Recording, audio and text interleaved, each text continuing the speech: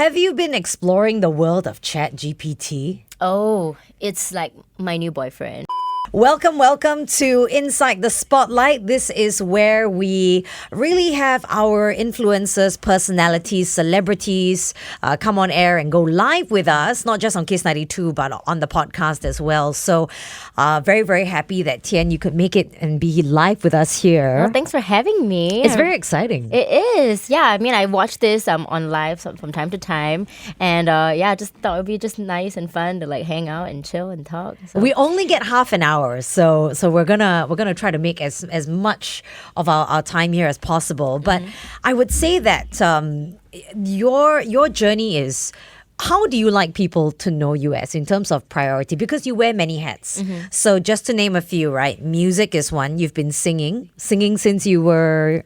Since I was 13, 14. Oh my gosh. Yeah, I think I've been in music longer than I've been in fitness. So started with music, you could say. Then you went into fitness, which we will definitely get into. I think most people maybe know you first and foremost from fitness. Yes. And now you're back on YouTube again, which is what I want to talk about. But I want to touch on this, right? So speaking of weightlifting and a bit of bodybuilding, in 2018 you were back in this very building for Miss Universe, right? Yes. And you were doing something with the new paper. And it was during that, I can call it a pageant, right? Pageant. It's a pageant. Beauty pageant. During that beauty pageant, did the weightlifting ever come up? As like, did other contestants look at you and be like, oh, she lifts weights and she's... And I was actually told like, hey, it would do better for your standing if you had lost your muscles. And what did you do? Don't look so toned. But I was just thinking, you know what? I don't care because I think my body looks good. I look strong. Right. I look very healthy. I look fit. And I want to champion that, a strong woman is also a physically strong woman. Sure. Which, it's always been a thing that, women should not weightlift in the gym because it'll make you too muscular and too shredder and very masculine. But I think there's a lot of beauty and grace in muscles on a woman's body and a lot of femininity that you can embrace with that as well. That's true. That is very true. And do you think that's changing now though? I think over the years that's changing. Yeah, I'm really glad to see that I think the beauty standards have just been shattered and thrown out the what window. What is it? Strong is the new sexy or something? Yeah, strong is the new sexy. But beyond just strong is the new sexy, I think it's more than just the body. It's also, there's so many facets to human beings that we are trying to embrace now. And I think that comes across even in social media. It's not just about looking beautiful. It's also about what you say. It's also about your personality and what you do and what you can do. So it's not so, and there's so many, there's beauty in so many different shapes and sizes. Which I'm really glad that we are now trying to embrace. But beyond, we've touched a lot about the fitness part. Let's talk about the singing. You've got this song, and I as I told you yesterday, I'm new to it, right? Always You. It's such a romantic song. It's one that I envision somebody would walk down the aisle to, and you were like, that was the point when you wrote it. Yeah, I wrote it because a lot of my friends are getting married now, so I was just thinking, this is a perfect song to play at somebody's march-in. And I'm sure you've done it. I have quite a few times. And this song only came out last November, but it's been a song in the making for many years now. Can you do us the honors and maybe sing a little bit or whatever? The English version? The English, Always You. Always You? Okay, I'll just sing the first few lines. Sure. Baby, call me crazy, I'm your lady, and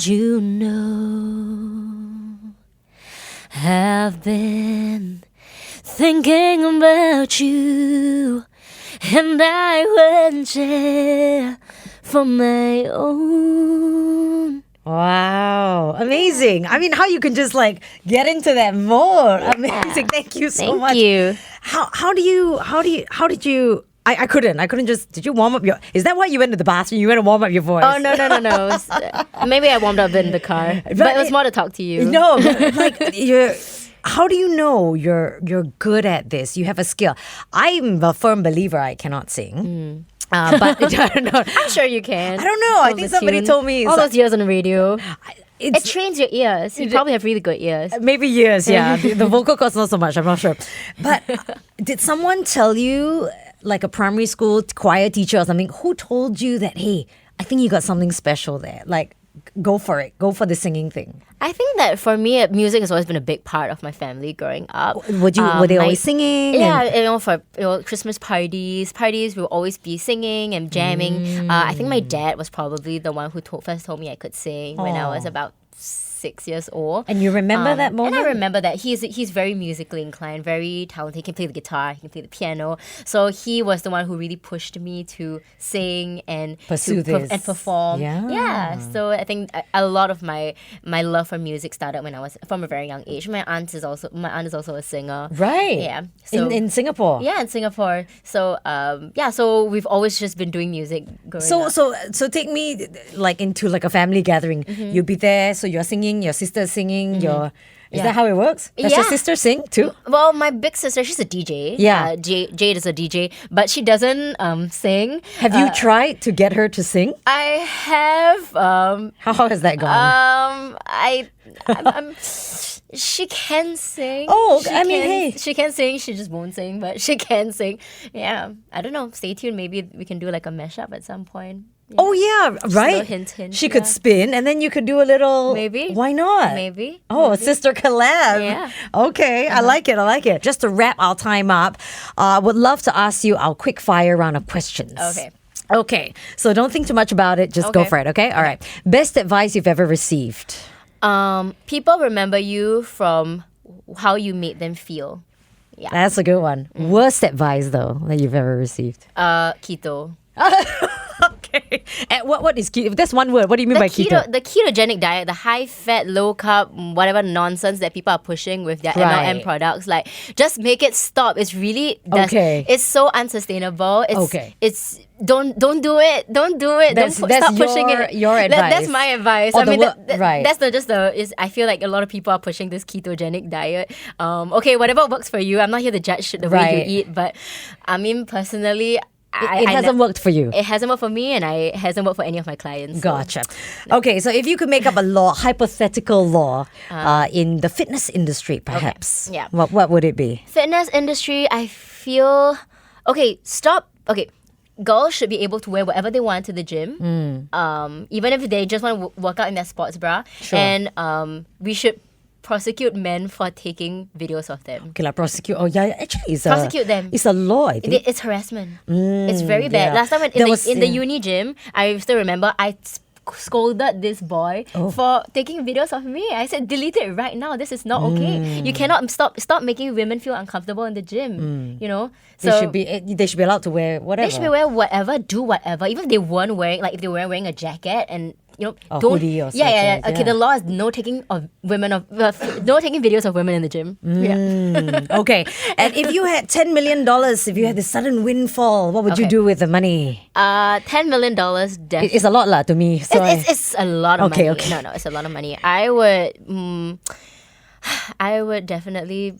Would you do a gym thing? Would you put it back into YouTube? What would you do? No, I would definitely, invest in like more of my businesses. Everyone has said that. Amazing. No, invest in more businesses, but also give a huge sum of it to paying off my bill. I have a very boring answer. Like pay off my bills, pay off mortgage, all this kind of things. Okay. Yeah. Give money to parents. Tyen is adulting. Good child. Just adult, essentially. And finally, to wrap things up, what are give me a sentence, 5 consecutive words, what life looks like for Tyen? What life looks like now?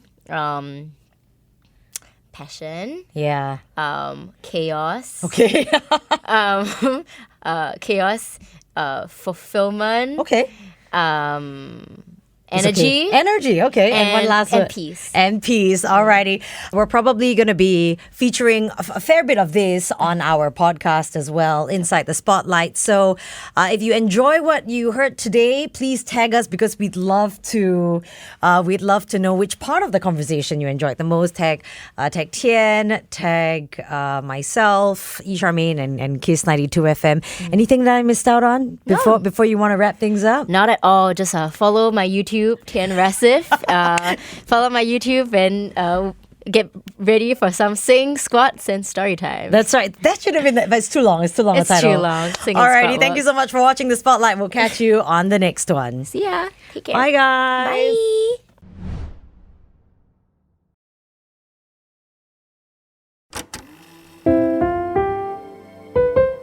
Kiss 92. All the great songs in one place.